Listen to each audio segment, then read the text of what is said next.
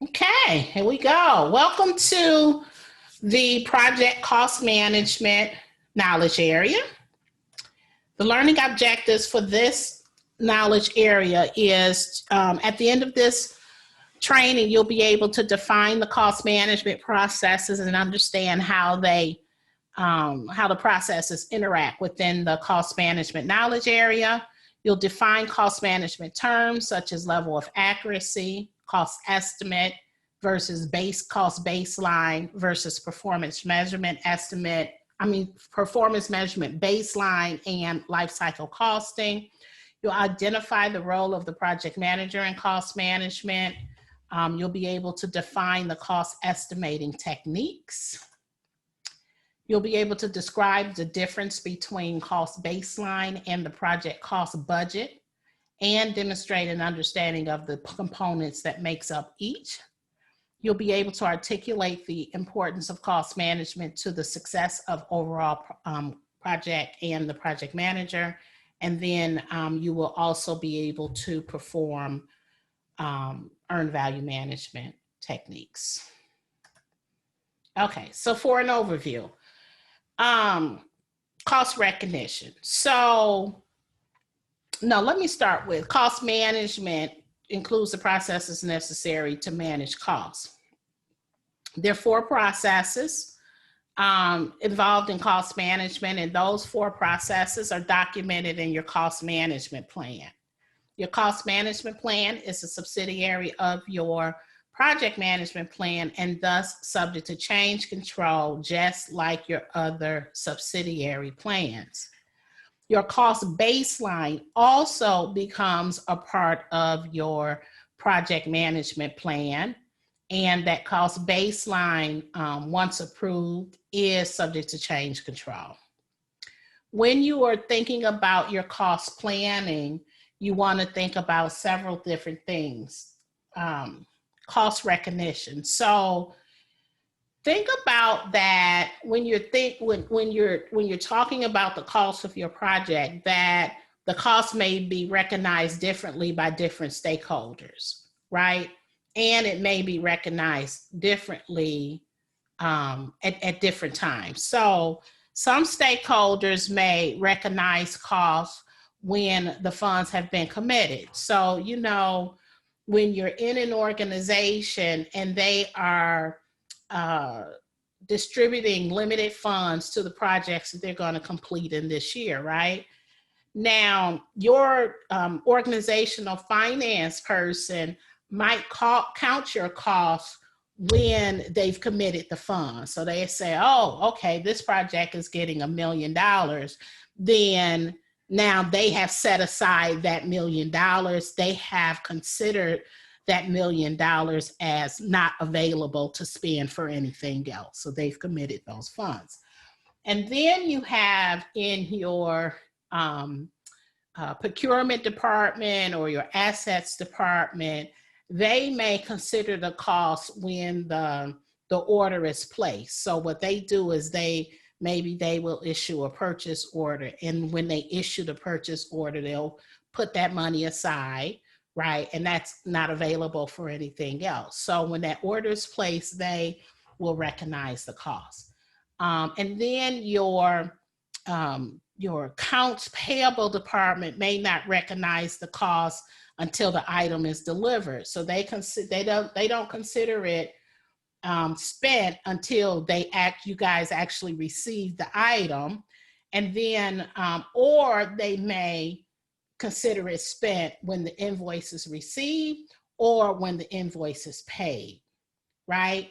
So when you're doing your cost planning, you want to think about how the various stakeholders in your money management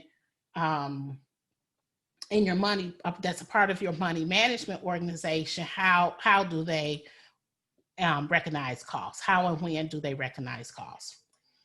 The other thing you have to consider when you are doing your cost planning is how the product itself is going to perform and what's the expected performance. So we talked about earlier the benefits management plan and the project adding value to the business and that the business expects to get some type of benefit. Decisions that you make when you are producing that product, service, or result during project management may impact how that product, service, or result performs once you have delivered it. And then the third thing you have to consider is the life cycle cost. So life cycle, the life cycle includes the cost of producing the product, service, or result. That's the cost that you spend on your project. And then it includes the cost of operating and maintaining the product, service, or result. And that's the cost that's as that thing is being used in your organization. So those are the three types of cost considerations that you should have when you're doing your cost planning. The difficulty level of the cost management knowledge area is medium. Difficult because project managers are not necessarily trained on how to budget adequately, right? And when you have poor budgeting, when you have poor estimates, you either don't set aside enough money or set aside too much money. So one of the things that in my company, we get our financial reports for our projects. And monthly, the PMO gives your project a grade. So we have to, you give them your overall budget. This is how much we think your project is going to cost. And then each month we have to forecast. So they are watching our spend versus our plan. So the plan versus the actual. And your project gets a grade each month, whether you are on target or not within a certain cost threshold. Now, many times in the beginning, we're operating under the estimated budget. That's not good, because in our organization, if you're outside that threshold, your grade drops, right? So it doesn't matter what side you're on, either you're spending too much or you're spending too little. They make a lot of decisions based on those project estimates on the month-to-month basis. So because of that, we have to become very, very good at estimating. And many project managers are not good at estimating. They are not good in getting estimates from their teams that are accurate, nor are they good in identifying risks and estimating the cost of those risks and stuff like that. But here's a secret.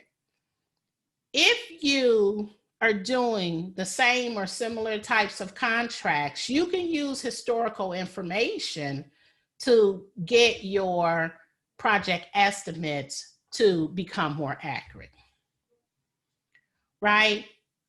Because developing a realistic budget is a project manager responsibility. It's your job. That's what you're supposed to do.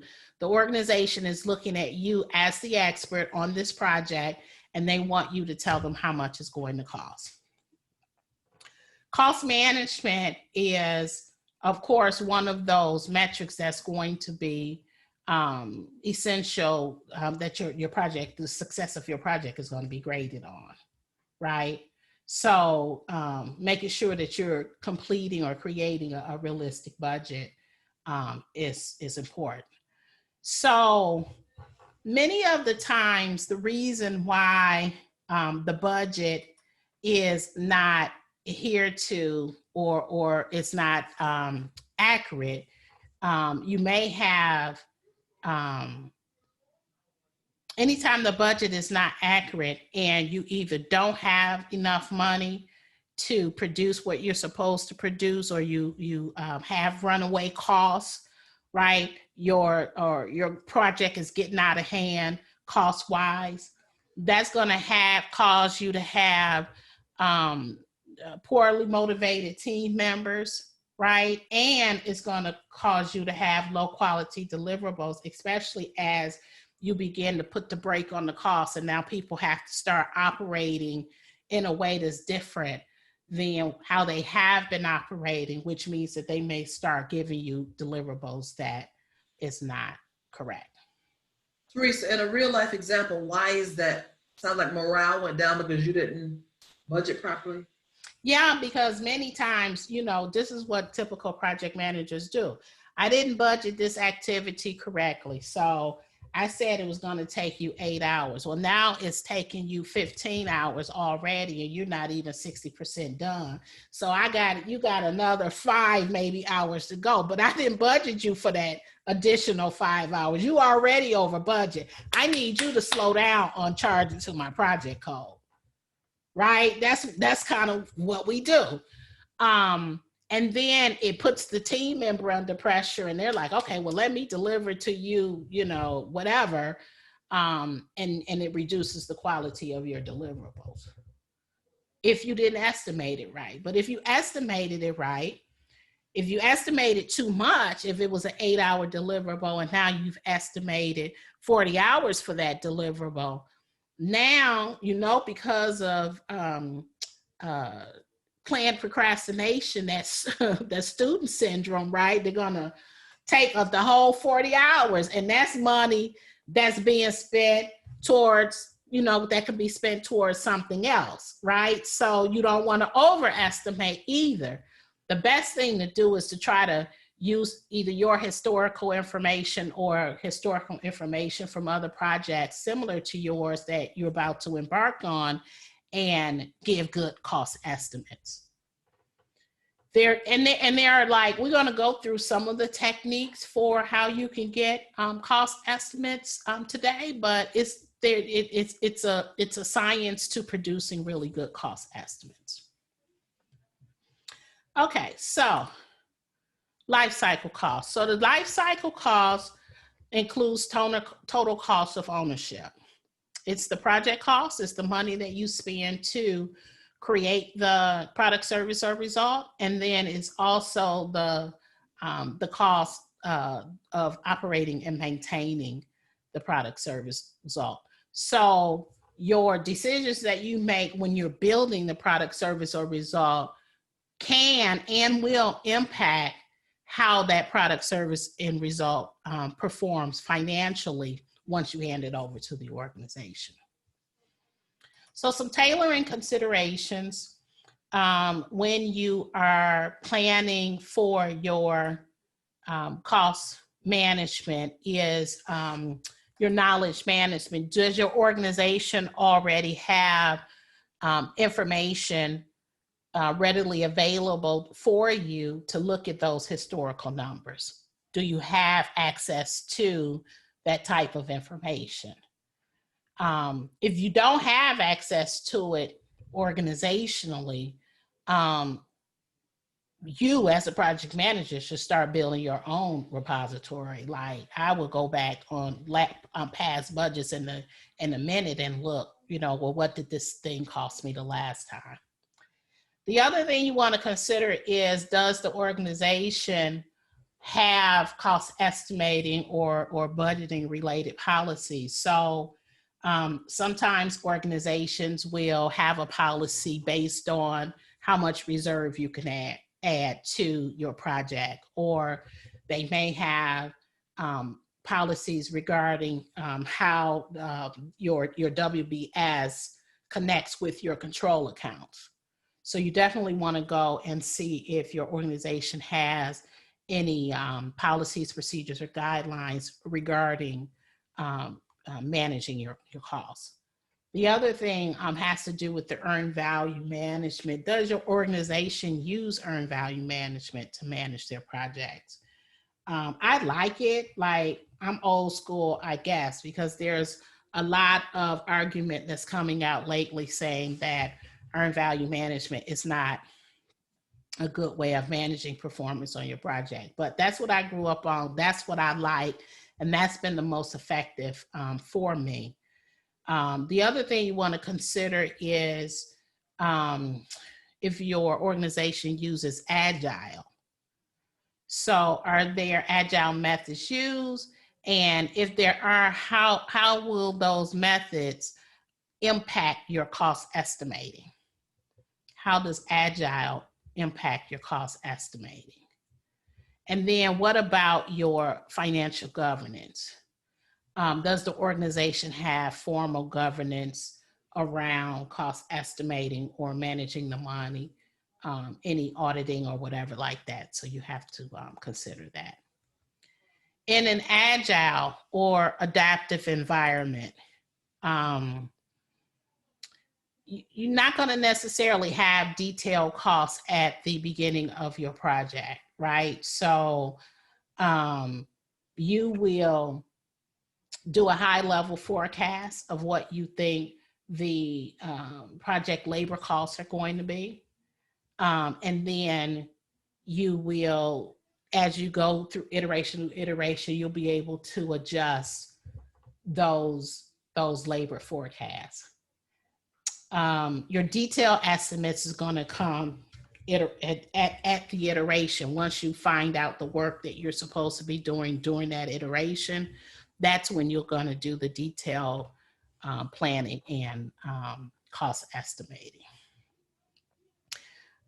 If you have a strict budget, then you could adjust your schedule or your scope to meet the cost requirements. And those are for those projects that are cost constrained. The 4 processes, a part of the cost management knowledge area, is the plan cost management process, which has an output of cost management plan.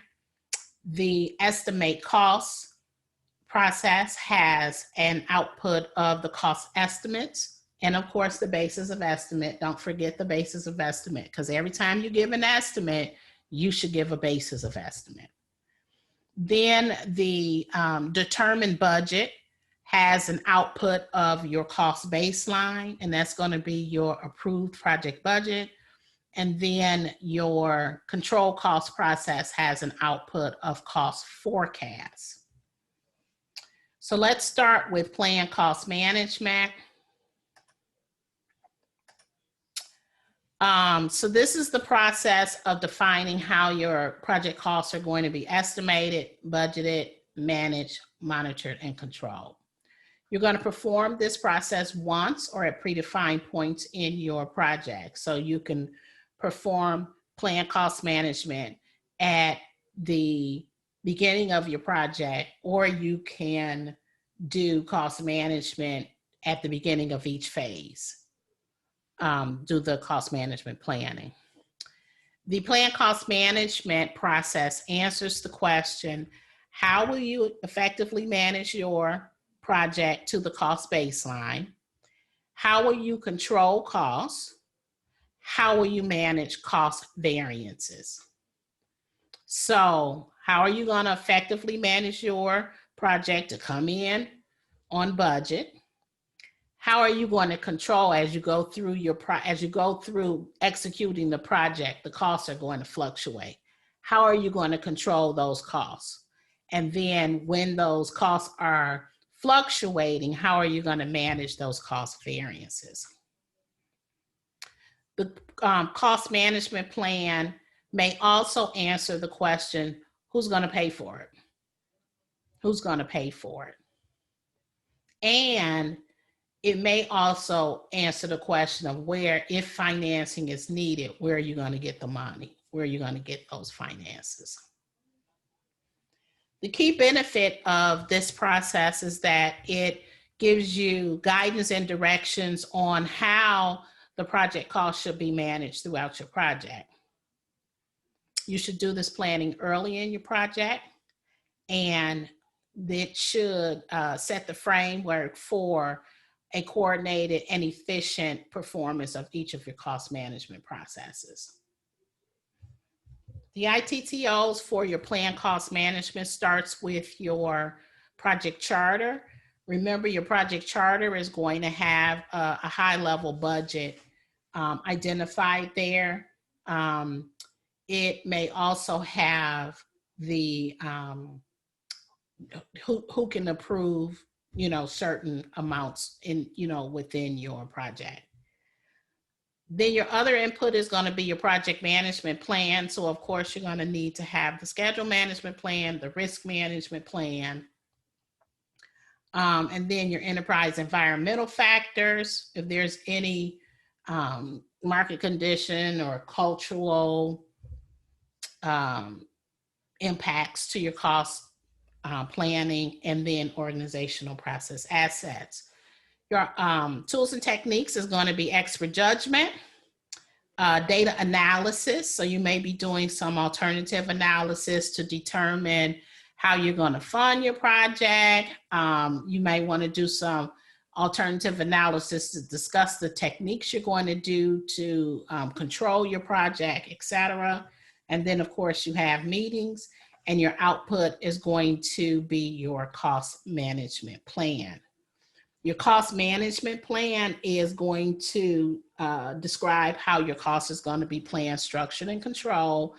You'll have your units of measure in your cost management plan. So are you going to measure it by dollars per hour, days per week, level of precision and accuracy? Remember, we talked about precision and accuracy in schedule management, where precision is how close together your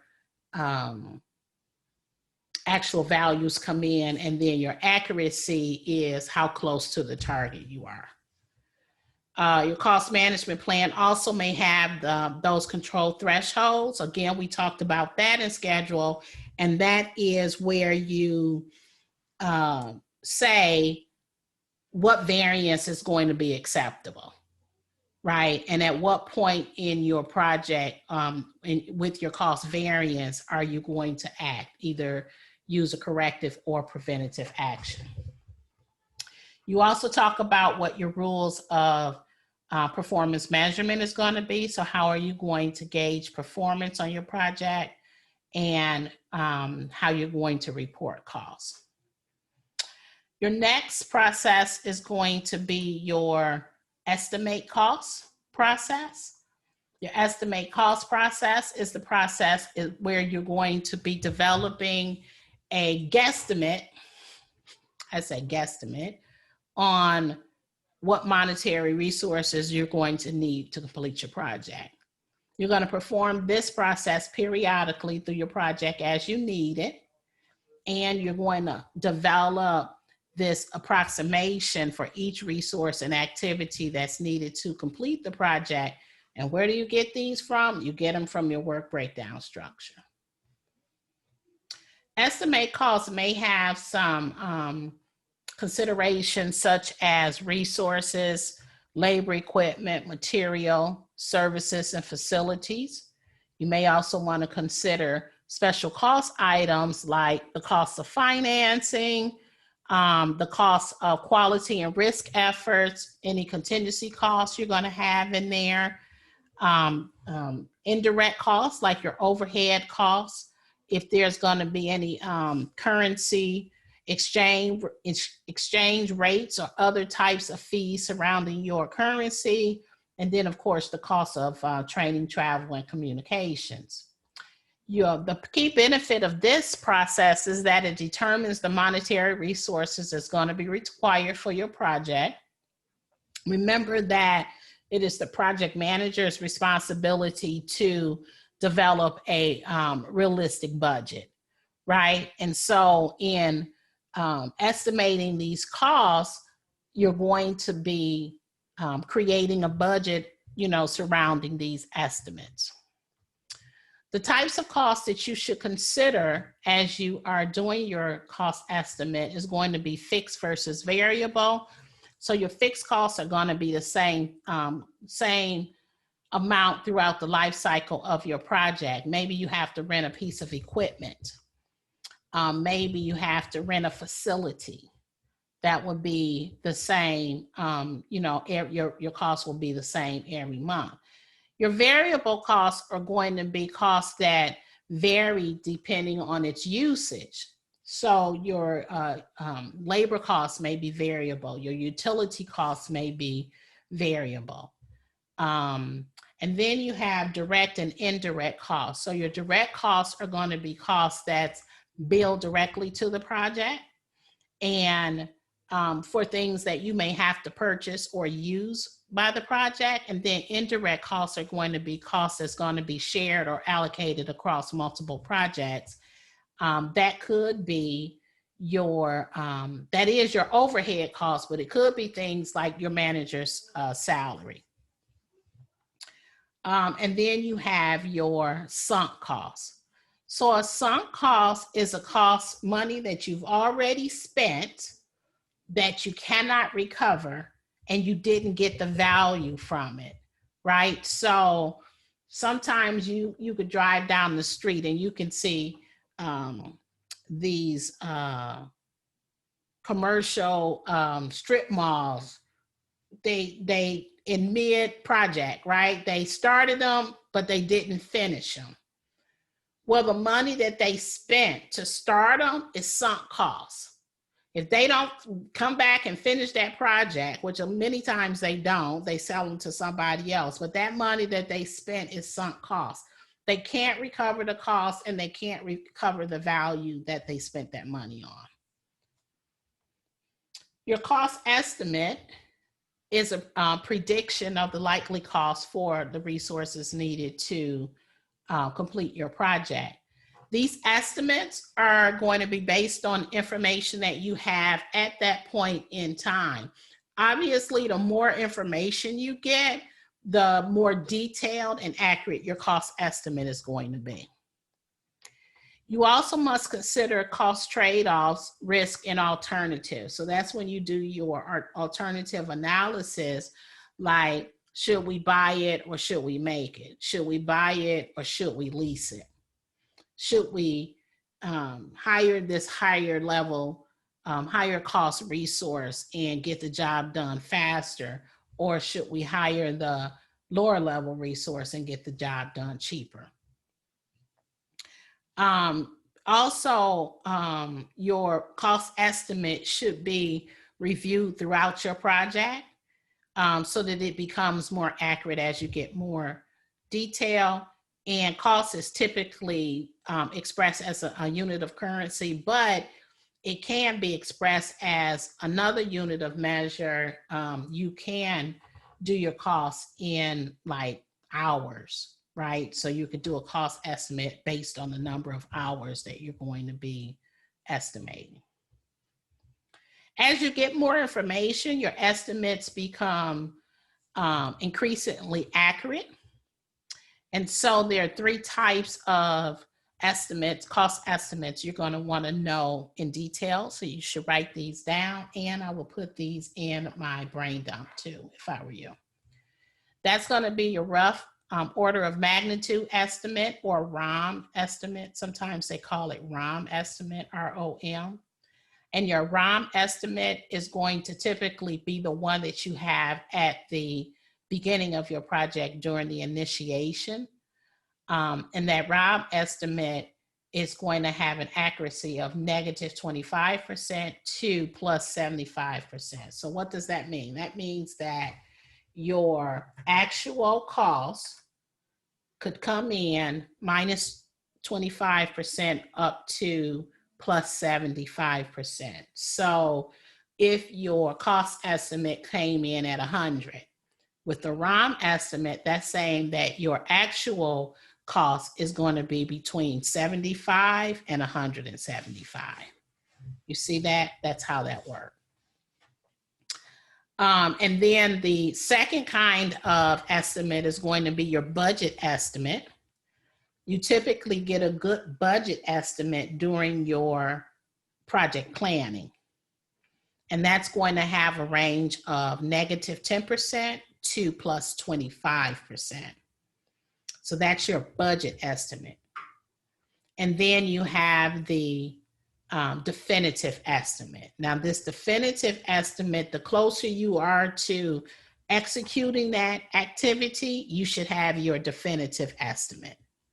And that definitive estimate is going to be -5% to +10%. So again, if we're using the example of the $100 estimate, your budget estimate will come in between 90 and 125.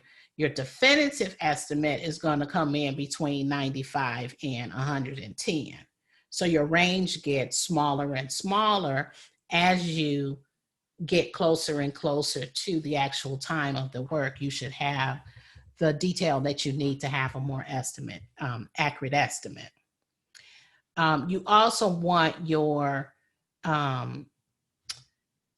bids to come in at that definitive estimate. You don't want a contractor giving you a ROM estimate or budget estimate. At least you don't want to enter into a contract with them with those types of estimates. Your ITTOs for your estimate costs process starts with your input. So your cost management plan, which tells you how you're going to estimate the cost of what your estimating methods are going to be. It also tells you what the precision and accuracy targets of the cost estimate is going to be.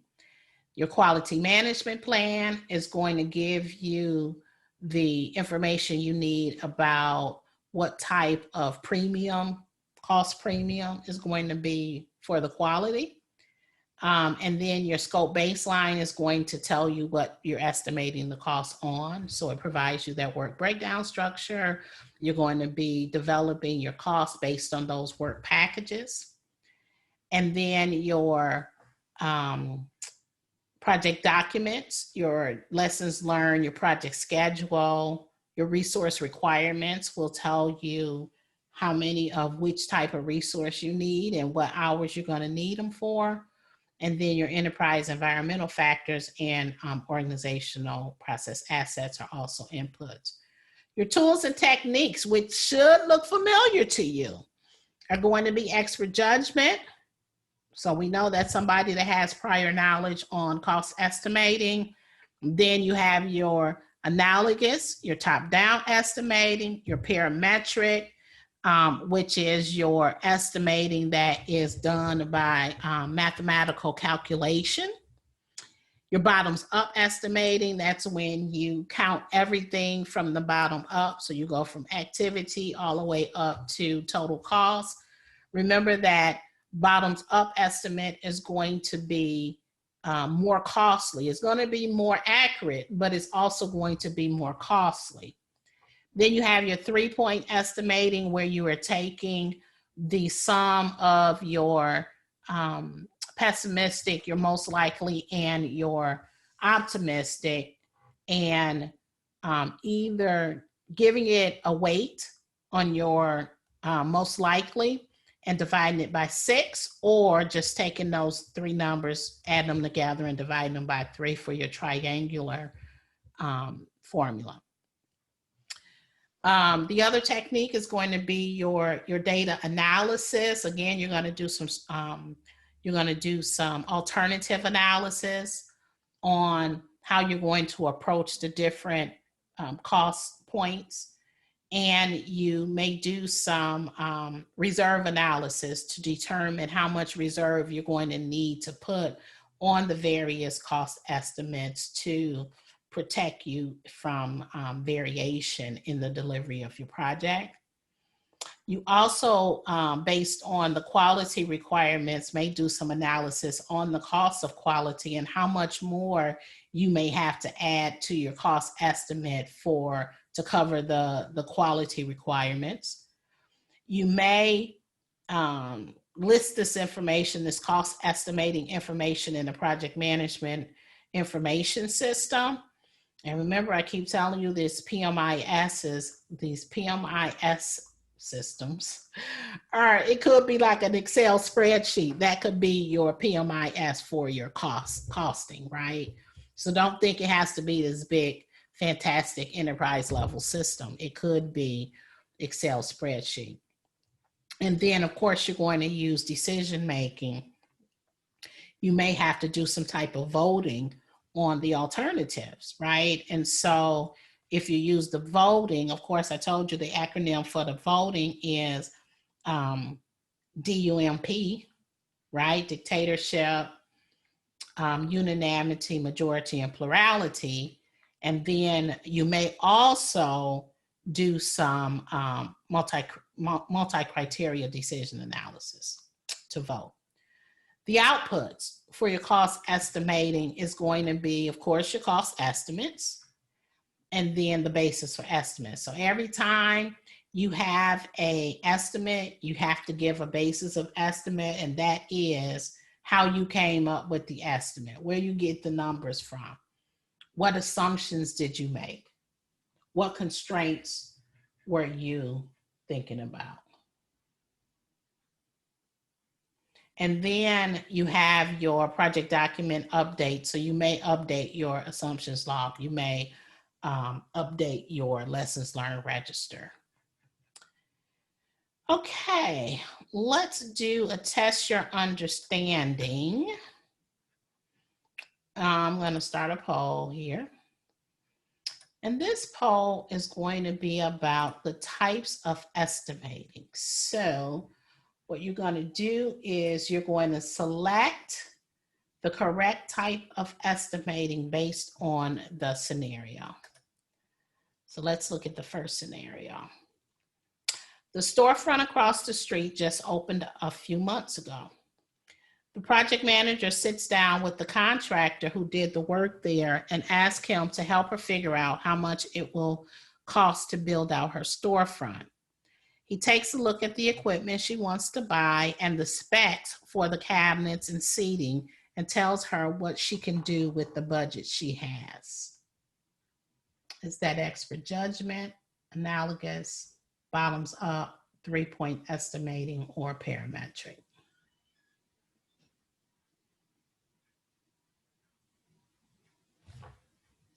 Did I launch? Oh, I haven't launched the poll. Wait a minute, people. I'm sorry. I'll wait for you guys to start answering. I'm like, no one's answering.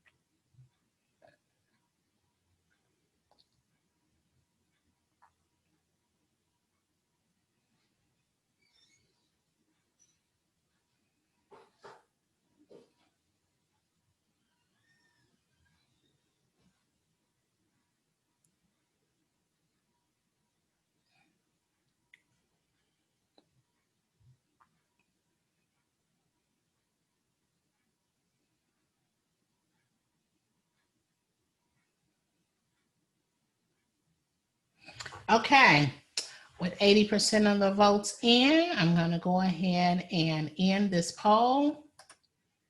And I am going to share the answers with you. We'll share the results with you.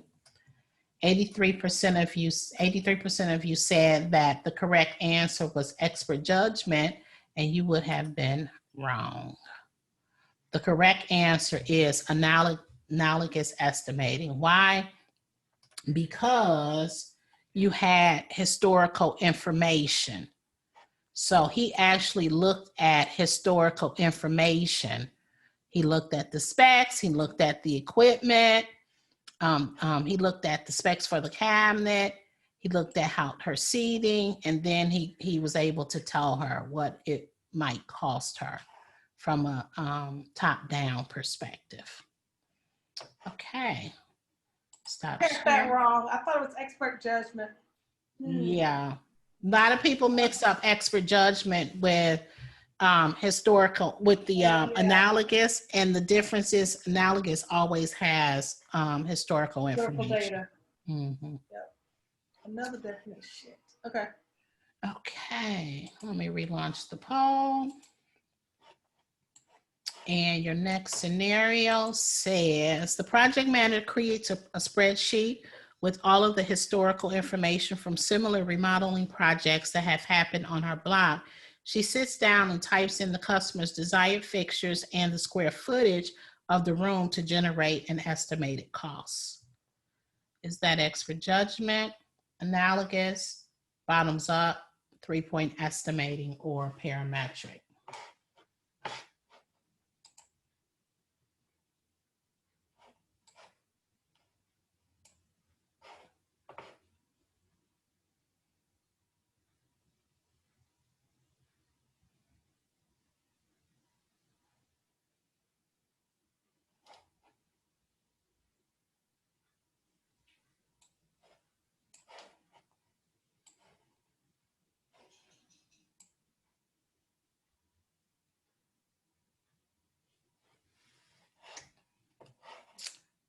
Okay, with 75% of the votes in the poll, and I'm going to share the results. Let's see, 38% of you said that it was parametric, and you would have been correct. Parametric, again, parametric requires historical information. And because she did mathematical calculation, she did the customer's desired fixtures and the square footage of the room. She did that mathematical calculation to generate the estimate. That's why it's parametric. That's why it's parametric. Okay, let's launch another poll. The next scenario is James sets up an appointment with the same contractor his friend used for some remodeling work. The contractor comes to the house, takes a look at the room, and gives an estimate for the work.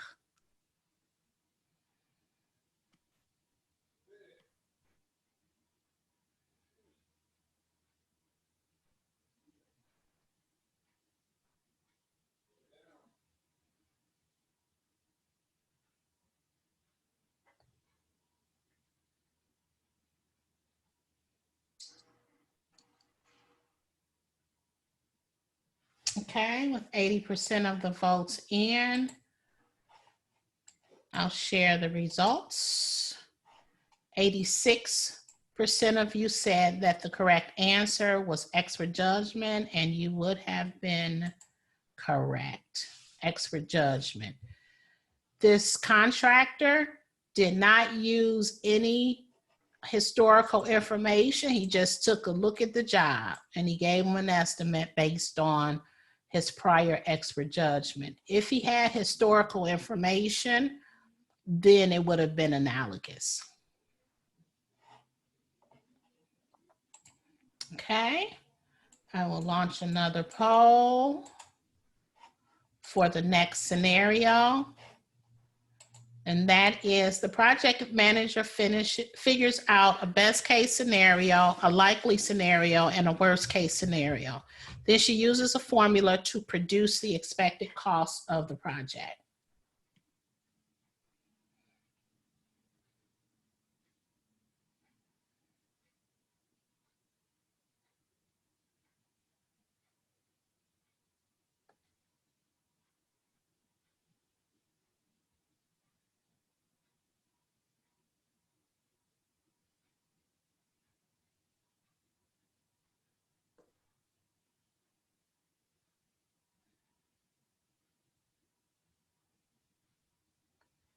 Okay, with 80% of the votes in, I'm going to end the poll, share the information with you guys, and everybody unanimously thought that the correct answer was 3-point estimating, and you would have been correct.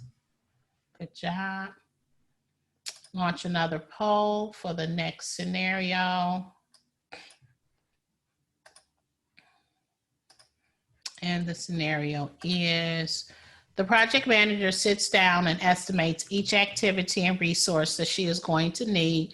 Then she adds up all the estimates into rolled up categories. From there, she adds up the categories into an overall budget number.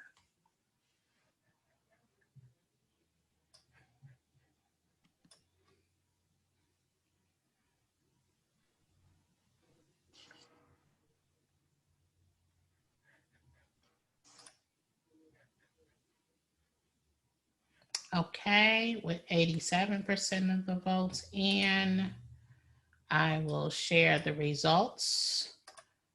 And you guys unanimously thought that it might be bottoms up, and you would have been correct. Good job, good job, good job, good job. So remember those estimating techniques that we talked about, the 4 plus, of course, the expert judgment, can be used for both scheduling, and they can be used for costs. And when we get to resources, you're going to see how some of them can also be used for resources. So those are like universal estimating techniques. Our next process is going to be the determine budget process. And this process is the process that you're going to use to add up all your numbers and then determine what your final authorized cost baseline is going to be. You use this process to answer 2 questions. What funds will you need for the project? So what funds do we need to complete the project? And then when will the funds be required? So they call it an approved time phase budget because they typically won't give you all the money at once, right? So they are going to give you the money over time. You will tell them how much money you need to complete the project and when you're going to need this money. That is going to be your cost baseline once that is approved. The cost baseline does not include management reserves. It includes your contingency reserves, but it does not include management reserves. The key benefit of this process is that you have a cost baseline. You can begin to measure your project's cost performance against that baseline. It also helps the organization set aside the right amount of money that they need in order for you to complete the project. So let's just take a look at a graphic to help with your understanding of project budget versus cost baseline. So this particular graphic shows you the activity cost estimates. And so the activity cost estimates plus the activity reserves is going to give you your work package cost estimates. If you add contingency reserve to these work package cost estimates, then that's going to give you, added up all together, is going to give you your control accounts. All of your control counts added up together gives you your cost baseline. Then when you get your cost baseline and you add the management reserves, those 2 together now gives you your project budget.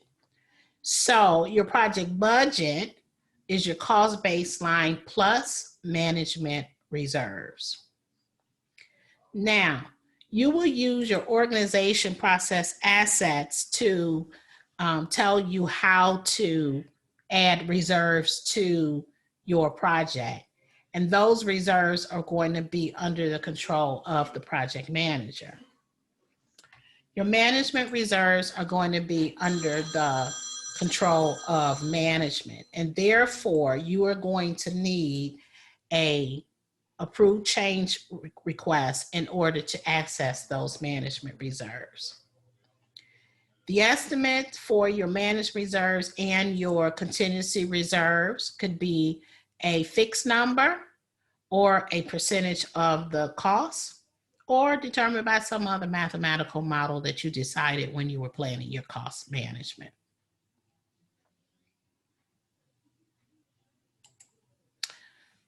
To summarize, your contingency reserves is used to manage identified risk or your known unknowns. And your management reserve is used to manage unforeseeable situations or your unknowns. For instance, if you were managing, if you were managing the project during this time, right, you would have had COVID, which you did not plan for. And COVID may have extended your project time. It may have cost you more money. And so those additional monies would have come from management reserve rather than your project baseline. You would have asked for more money. Your contingency reserves are managed by your project manager. The management reserves require approval. Your contingency reserves are included in your project baseline. Management reserves are not included in your performance baseline. Contingency reserves are estimated based on risk profile, and management reserves are estimated based on organizational policy. Unused contingency reserves, this is important, are handled by your risk management plan. Unused reserves, management reserves, stay with the organization. So if you got a question that presented a scenario where you had reserves left over and you want to know, well, what do I do with the reserves? If it's contingency reserve, you're going to consult the risk management plan. If it is management reserve, you're going to consult the policies of the organization. Your ITTOs for your determined budget process starts with your project management plan, which has how you're going to determine your budget. Your resource management plan will tell you the resources that you need. Your scope baseline is going to tell you what you're going to be estimating against. Then you have your project documents, your basis of estimate. Remember those cost estimates that you got in your cost estimating process. So the basis of estimates is going to be there along with those cost estimates, your project schedule, and your risk register. You may have some business documents. So those business documents is going to help you identify the financial success criteria of your project. And so you may have some cost of quality requirements is going to be found there. And then your benefits management plan is going to have your target benefits. You may have your net present value calculations in there and the time frame they want you to realize those benefits. And so that will help you determine what your time phase budget is. You may have some agreements. So remember I told you that agreements comes from procurement, and those agreements may have some cost estimates in there that you can use to help you determine what your final budget is going to be, and your enterprise environmental factors and your organizational process assets. Your tools and techniques are going to be expert judgment, cost aggregation. You know, that means just summing all of the different work packages up together. You may do some data analysis, reserve analysis to determine what your reserves are going to be. You may review some historical information from previous similar projects that will help you understand if you can do some type of parametric or analogous estimating.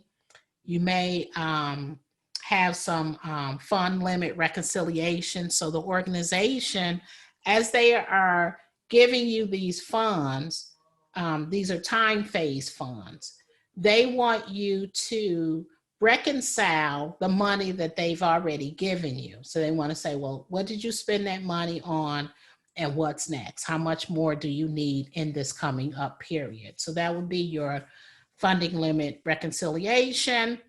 And then the financing. So where are you going to get the money from, and how much is that money going to cost you? Your outputs are going to be your cost baseline, the approved time phase budget, your project funding requirements. So, you know, using that funding limit reconciliation, you're going to say how much money you need and when. So those will be your project funding requirements. And then you may update your project documents, such as your cost estimates. That may be updated. You may have to adjust your schedule if there's any cost constraints impacting your schedule. If you've identified any new risk, you may have to update your risk register. Okay, so let's talk a little bit more about this funding limit reconciliation. So I don't know how many of you have ever like built a house or got a house remodeled and you got bank financing. Well, the way it works is contractor kind of tells the bank how much money they're going to need for each phase of the project. The bank then typically at the beginning of the project will give you a certain amount of money. So here you are, they've given you this certain amount of money based on your cost baseline that you gave them. So they expect that this certain amount of money will be spent by this period in time, right? So it's supposed to meet your cost baseline right here. But what happens is your actual expenditures looks more like this line right here. So when you got here, the bank gave you your next draw, which would have been right here. And they expect this money to last you until this time. Get there, you get another draw. They give you more money. They expect this money to last you until this time. And then you get here and you get another draw. And that's all you're going to get unless you go into the management reserves, and then they'll give you some more money if you ask for it. What I want you to notice about this picture is that the, let me get my pen, the budget, BAC, oh, did I do that? The budget, I thought I had a pen, BAC right here, that's your cost baseline, right? And then up here is your project budget. Remember, your cost baseline budget, what they call the budget at completion, is here. And then this is your project budget up here. When we get into control costs, your cost forecasting, you're going to learn that this project budget up here is going to be your EAC. And the difference between your BAC and your EAC is going to tell you what the expected VAC is, variance at completion. Okay. How much time we got? Okay, let me go into the control costs. So your control cost then is the process for monitoring the status of your cost performance and keeping your project document, your project budget up to date. This process is going to be performed throughout your project. Throughout your project, you should be monitoring and controlling your costs. When you are effectively managing your costs, you're going to also be influencing the factors that may create changes to your cost baseline, which means that you're going to be addressing all of your change requests in a timely manner. And when those changes occur, you're going to actually be adding those changes to your budget forecast. You're going to also ensure that your money that you're spending does not exceed the money that you have been allocated by period. So I showed you that funding limit reconciliation. You can't spend more money than what they've given you, right? You also want to make sure that the money does not exceed your WBS component. So if you estimated a work package to be X amount of dollars, right? You want to, your cost control is checking to see how much that work package actually cost you, what the variance was, and depending on your tolerance for variance, whether you're going to take corrective or preventative action. And you also want to make sure that you're correctly forecasting so that you don't exceed the total budget, total money that's been set aside for your project. I said that. Bringing expected cost overruns within acceptable limits. So there's going to be techniques that you can use to get your project back under control. And there's going to be ways that you're going to be able to identify when your project is behaving in such a manner that in the future it's going to exceed its budget. Then you're going to have to do some things in order to prevent it from exceeding the approved budget.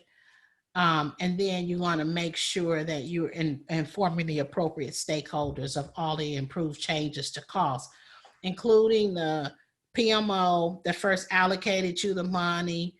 Maybe procurement needs to be updated. Maybe your accounts payable department needs to be updated. The key benefits of controlling the costs is that you maintain your baseline throughout your project, and you're able to recognize when there are variances and take corrective or preventative action to address those variances. Your ITTOs for control costs is your project management plan, which includes your cost management plan. Your cost baseline is going to be an input because that's what you're going to be comparing your actuals to. And now your performance measurement baseline. So now that you have your cost baseline, you got your scope baseline, you got your schedule baseline, you got your cost baseline. And remember, way back in the beginning, I told you that those three together makes up your performance measurement baseline. So now, since we've gotten our cost baseline, now we have completed the trifecta for our performance measurement baseline. Your project documents are going to be inputs. Your project funding requirements are going to be inputs. Work performance data.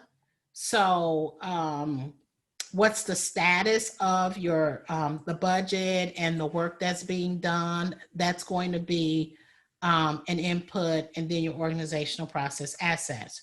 Your tools and techniques are going to be expert judgment. Data analysis. So here, this is where you're going to be doing some earned value analysis based on your scope, your time, and your money.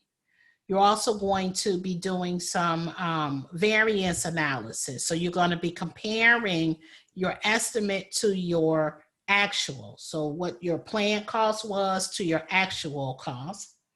You're going to do some trend analysis to see how your project is performing over time.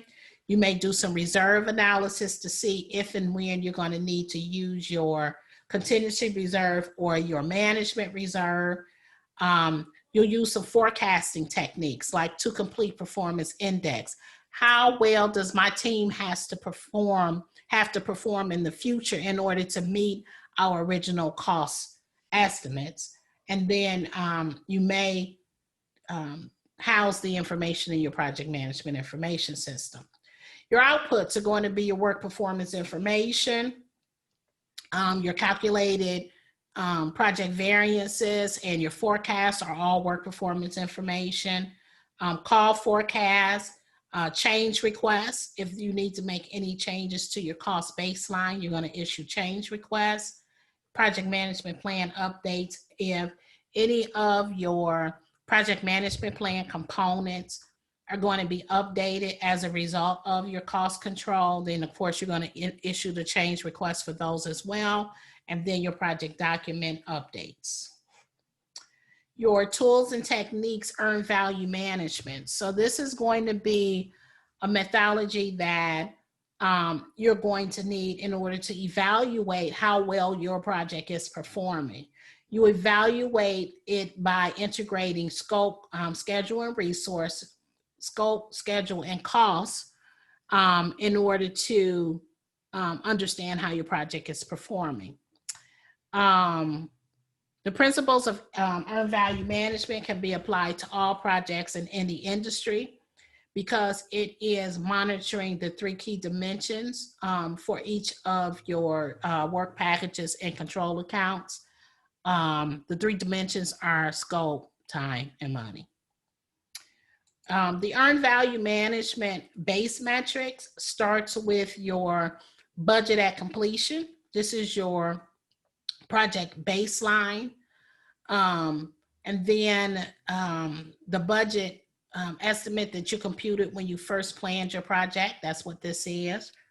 It's does not include your management reserve. It's just your baseline. Then your planned value, PV, that is the amount of money that you had expected to spend at this point in time. And then your actual cost is going to be the money that you have spent at this point in time. And then your earned value is, given the amount of money that you spent, how much value did you deliver? So what has been completed? What has been completed? Your summary metrics, these summary metrics are going to be calculated based on evaluating your base metrics. So your first summary metric is going to be your schedule variance, and your schedule variance, the formula for this is going to be EV minus PV. So that's going to be earned value minus planned value. You're going to want to write these formulas down, and you're going to want to put these on your brain dump. Everybody should put these on their brain dump, because these TCs, ECs, it becomes confusing. So you want to make sure that you have these on your brain dump so you're very clear about what the question is asking you. You're very clear on how to answer the question. Your cost variance is going to be EV minus AC. So that's earned value minus actual costs. And that's the difference between what your planned cost was and what the actual cost came in at. Then you have your schedule performance index, your SPI. That schedule performance index is going to be EV divided by PV. Schedule performance index is EV divided by PV.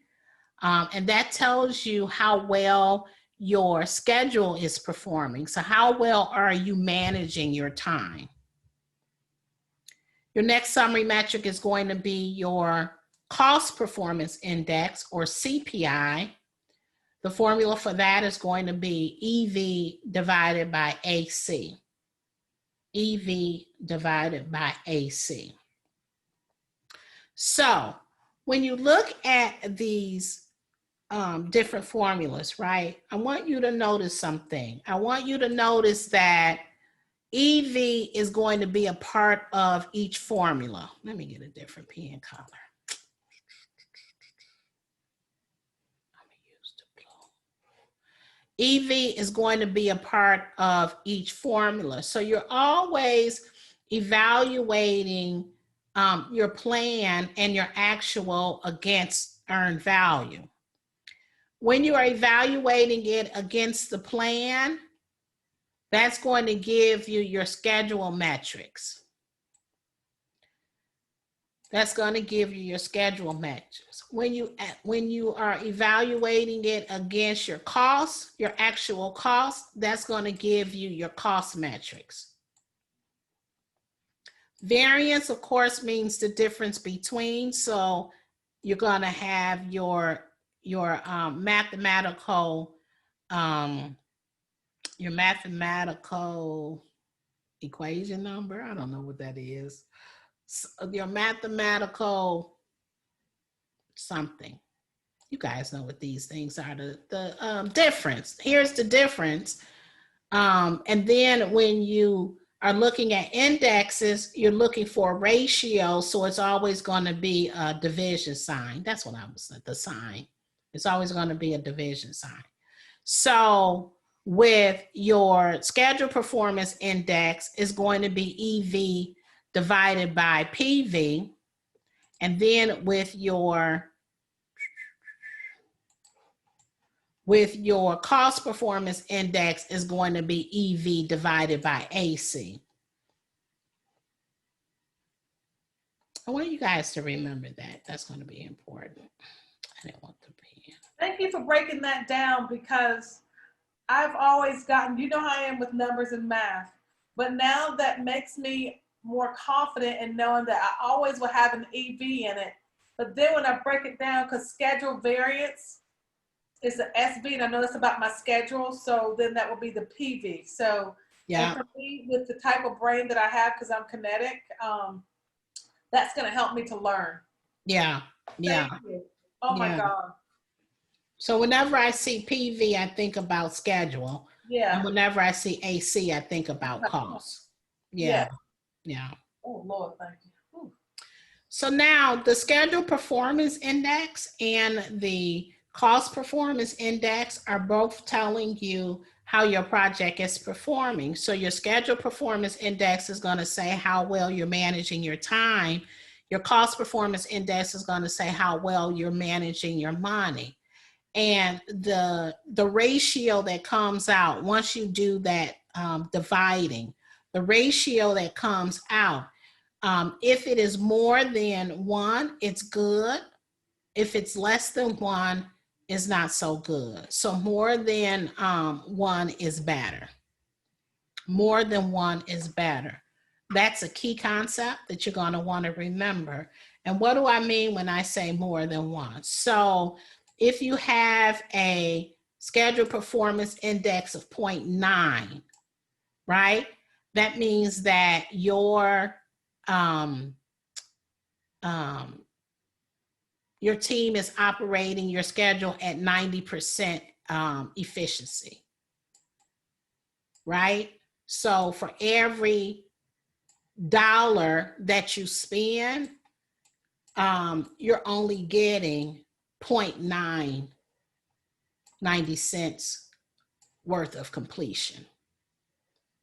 That's what that means. That's not good.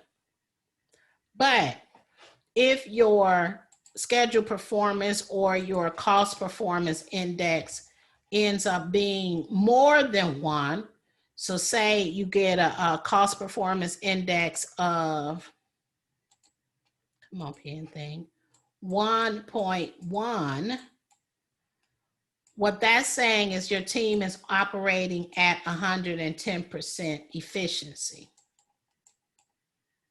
So for every dollar you spend, you're getting $1.10 worth of value. So that's always better, right? So that's why more than 1 is better. Okay. On your forecast metrics are used to forecast the future. How well is your team, how will your project end up based on how your team is performing today? So if I want to forecast out for next week, I want to forecast out for next month, all this is saying is based on the information I have today, based on how my team is performing today, this is how my project is going to end up.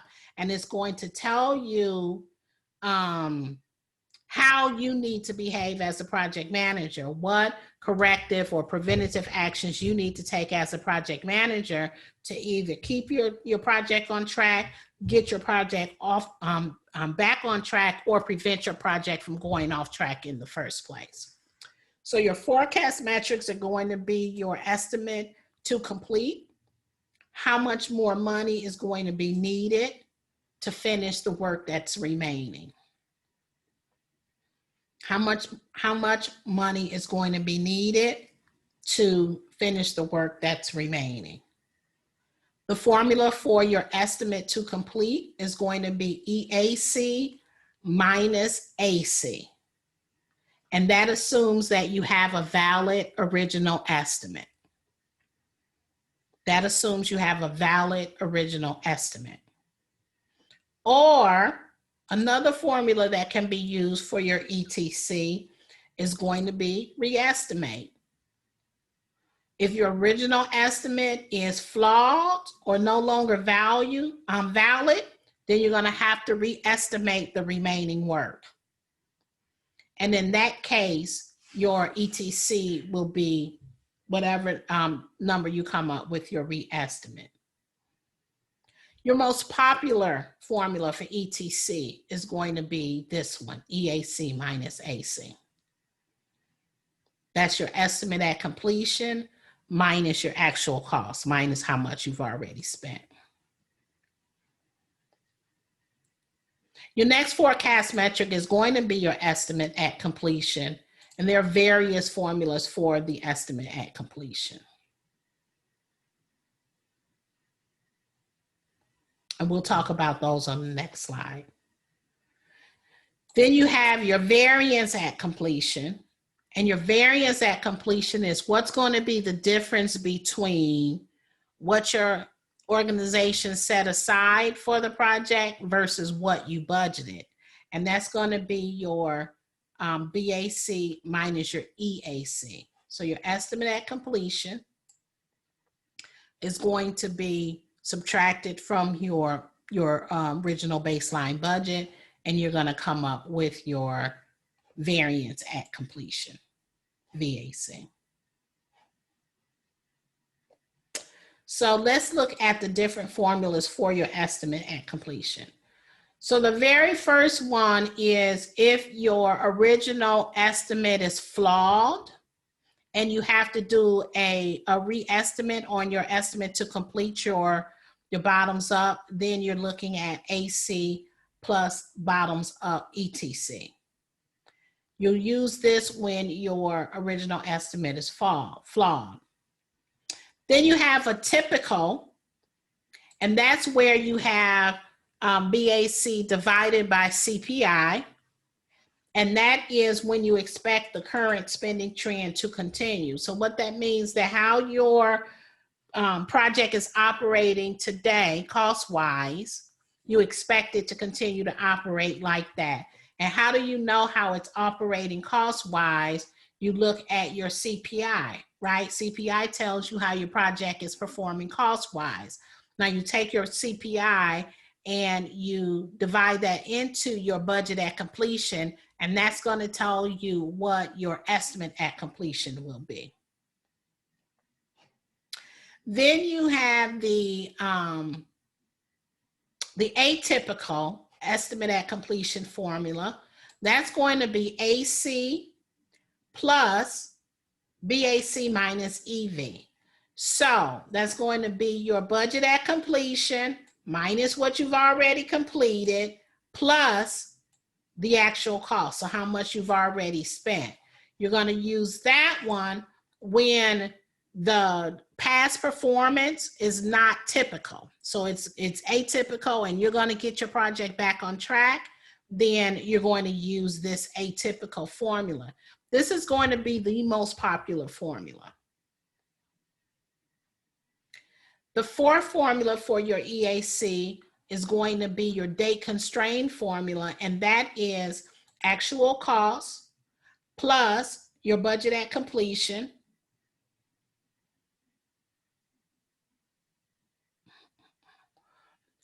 plus the quantity budget at completion minus your earned value, so what you've already completed, and then you're going to divide that by the quantity, your CPI times your SPI. And if your project has a firm completion date, that's when you're going to use that formula.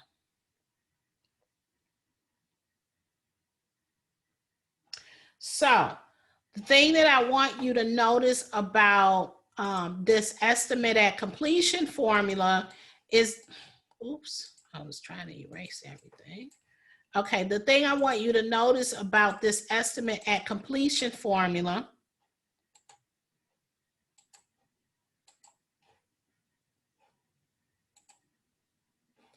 is that it's all evaluated against what you've already spent. So AC is always going to be a part of the equation. So what you've already spent plus what you need to spend on the remaining work. Now you may say, well, where is my EAC in my typical? And I say, well, CPI is EV divided by AC. So I could very well substitute that as my formula under BAC, correct? And then I have my AC there.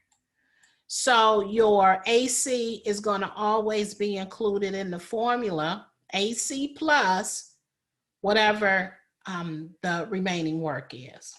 That's going to be your estimate at completion. Now your next forecast metric is going to be your to complete performance index. This predicts how much effort your team needs to expend to complete the project within the defined budget. How much, how efficient does your team need to be going forward in order to complete the project within its original budget? And this is important because this tells you whether you have to crack the whip or not as a project manager, or whether you can relax or not, right? If your team have to operate at 110% efficiency, then you're gonna have to crack the whip. No more breaks. But say your team is operating so well that the team is operating, only needs to operate at 80% efficiency to bring your project in on time. Then that's a good situation. Now you can kind of relax. So your to complete performance index is what's the remaining work that we have to do divided by the remaining budget. So how much money do we have left? What's the remaining work divided by the remaining budget? If your project is in the under budget situation, you're going to use the formula BAC minus EV divided by BAC minus AC. If you're in an over budget situation, you can't use BAC, you're going to have to use EAC. So now it's BAC minus EV divided by the quantity EAC minus AC. So I got my budget minus what I've already completed divided by my budget minus what I've already spent. Budget minus what I've completed divided by budget minus what I've already spent. In an under budget situation. In an over budget situation, it's budget minus what I've completed divided by my estimate at completion. This includes my management reserves minus my actual costs. Okay? Either way, either formula you decide to use, less than one is better.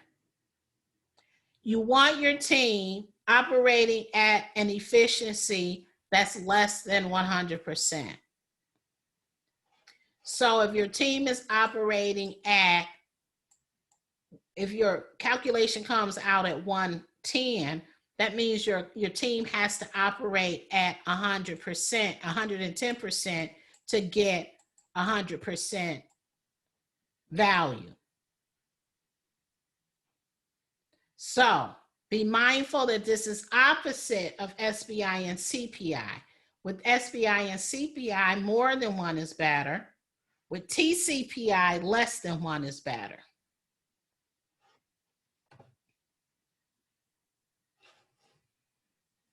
What questions do you have?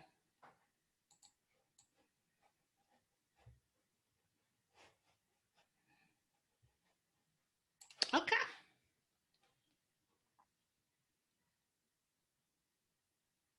I'm gonna stop right here. And then when we come back on Wednesday, we will do some example problems. I don't want to get into them now because I don't want you guys, I don't want to cut you off in the middle. So we will come back Wednesday and we will do some example problems based on this earned value management method. Teresa, Yes. I have a question about something you covered earlier, and I did some homework, and it had to do with the estimating, and it was using the PERT or using the PMO divided by 6 or the P4MO divided by, no, PMO divided by 6 and PMO divided by 3. P4MO divided by 6. Yeah. Yeah. How do you know which one to use again? I thought that the one that's most typically used is the PMO divided by 3. Yeah, that's the triangular formula, right? The most popular one is going to be your PERT. That's the one that PMI prefers that you use. But if the question tells you to use triangular, then obviously you're going to use triangular. What's the difference? If you have a lot of historical information, it's going to make sense to use the PERT because you put more weight on the most likely. If you don't have a lot of historical information, then you use the triangular. Does it make sense? Yes. So they both are not triangular? No, one of them is PERT or beta or weighted average. Those are all synonyms. And then the other one is triangular or non-weighted average. Okay, I took a test and I can't remember what it asked me to use. I tried both and both answers were there. I didn't know which ones I should have used.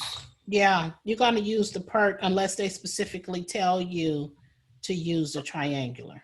And PERT is the 4M. Yes. And remember another trick, it's called PERT beta. They're the same thing because that's what was confusing me. Just say PERT beta. PERT, beta, and weighted average are all the same things. Yeah. Okay. And those are all the 6. Just know they're divided by 6. Yes. That's what helped me. And did you say that the answers to like the critical path exercise, those are all in the Zoom? Yes. So we're going to get you on Zoom tonight, and then I'll be able to send you the answers via Zoom. Okay. And then the confidence interval exercise, the other one I had asked about, with the 95% certainty, the 2 sigma. Yeah. Is that like a standard formula or? Yeah. 2 sigma says that 95% of your values is going to fall within plus or minus 2 standard deviations. Got it. Okay. Yeah. You had a question, Sean? Yeah, the contingency reserve is the sum of your activity contingencies. Yes. Okay. See, mine was simple. And Teresa, can you say it again? 2 sigma says that 95% of your values is going to fall within plus or minus 2 standard deviations of the mean. Got it. Thank you. Mm-hmm. Other questions?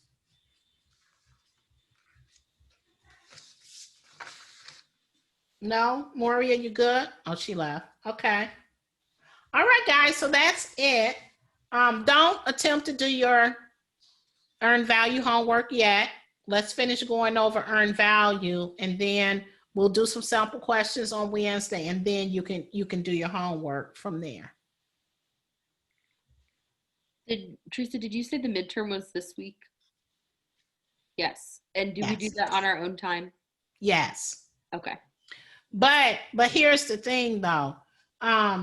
Because we typically get through costs by Wednesday, what I typically do is let you guys decide if you want to just take Friday and do your midterm, and so have that off as because you got your midterm, you got your midterm project, your midterm, you could do that. You'll still have until, well, you could do your midterm anytime. I don't put a limit on your midterm, but you want to try to get it completed this weekend. But your midterm project is due by Sunday night. So we'll talk on Wednesday whether we want to take Friday off, or if you guys want to use Friday as a midterm review, you can come and ask me questions so that you guys can get prepared for your midterm. Honey, I'm off on Friday. I don't know what to do. I had 137 hours I have to use before the end of the year because I hadn't taken it. I've taken some, but yeah, I'm like, nah. That's bad. Ain't it awful? That's awful, awful, awful, awful. Yeah. One person I work with, he had 207. I said, oh, no. That don't make no sense. No, I ain't giving them $1, not an ounce of my time. So, all right. Okay. Any other questions? My goal is to have listened to this taping twice before this next call because this is where it gets really crazy for me. Okay. Numbers. Okay. Okay, thank you guys. Robin, hold on. Let me stop sharing. And then I'm gonna